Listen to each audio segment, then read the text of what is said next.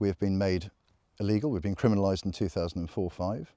So we've had 20 years of living under this mantra of what we're doing is illegal. So morale is low. We haven't had many successes. We've had thousands of days hunting and absolutely virtually no prosecutions. I think the incidence is 0.02 or something, days hunted compared to prosecutions.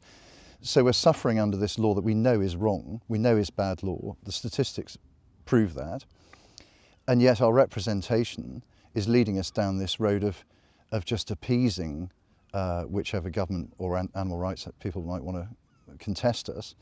We're appeasing them. We're not actually standing up honestly and saying, hey, we want to hunt, and these are the reasons why we want to hunt. So what Hunting Kind can do is get some people together, whether they're vets, anthropologists, scientists, zoologists, hunting people, normal people that just believe in the principle of liberty. That unless I'm doing something that's actually harming somebody else, why can't I do it? But I'm going to prove that what we do is humane and not cruel and necessary. When we listen to what's being said in the public debate, we find there's a lot of misunderstanding and misinformation. It's ambitious for a little organisation like ours, but if we can ally ourselves with Hunting Kind, it does give us the chance to reach a bigger audience. The way I see it, and I was advisor to the Middle Way group on hunting with dogs, and we went through all the select committee hearings, and I was grilled. And to be effective, you've got to get to the people that are going to make the key decisions. And we can lobby and all the rest, but at the end of the day, we have to influence the people that make the decisions, either by persuading them that our case is good, or by illustrating or demonstrating to them that the consequences of a decision that they make on hunting with dogs could have significant effects on other sectors of society, which so far they have not taken into consideration. Keir Starmer, in his position as Prime Minister, with a legal background, would, one hopes, understand the detail and not the nuance, the actual plain fact of the matter, that we are a minority ethnic group of British people that hunt. I believe that Hunting Kind fills a very important niche that came about as a result of the dissolution of the Council of Hunting Associations.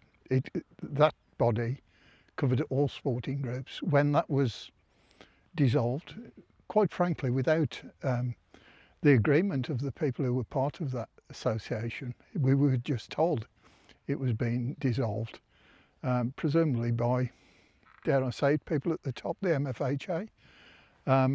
They made that decision and instead formed a BHSA. I think that was a bad move, personally. I think it's a time when we all need to stick together and work together. But we shall see. I mean, they fight their own battles as they see fit.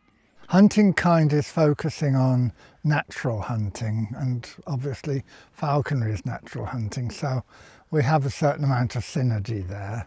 We all know that for species like the fox need to be managed, variety of reasons for that, variety of motives for that, but we all know they need to be managed, and accepting that, the question has to be, what is the most humane way of doing it? What we do is not cruel. I'll tell you for a fact it's not cruel, because I take no delight in the suffering of an animal.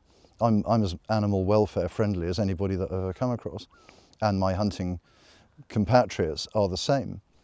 Terriers can only be used below ground to protect game birds being kept to be shot, rather than for other forms of pest control, whether that be farmers' livestock. Now, quite where that fitted in with the Labour Party's manifesto at the time, which said we recognise the need for pest control, but are totally opposed to the killing of animals for sport, I don't know. So that's a bit of an enigma as far as I'm concerned. We're happy with what we do, and we see it as a really important part of wildlife management. We get that. It's naturally selective. We're actually doing people a service. We're picking up the foxes, let's say, or the hares, or the deer, or the rabbits that are either old, have got no teeth, they're going to die of starvation, or they've got disease, or they're just not adapted to outperforming a dog in that chase. So we're quite happy with that whole natural selectivity. I don't think it can help falconry, it's more falconry could help it. Simply by example, we've been through all of these hoops and we are inscribed by UNESCO internationally. We're preparing our British submission now.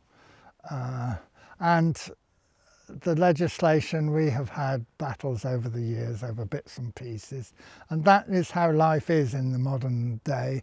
There'll always be something, whether it's Brexit or whatever it is, coming over the horizon affecting your way of life. I think hunting kind can try very hard to reverse the Bambi effect. Animal rights and people's understanding of animals and how they behave and what they think and what they feel, without being trite to people that strongly hold those views of being animal rights, and that's fine.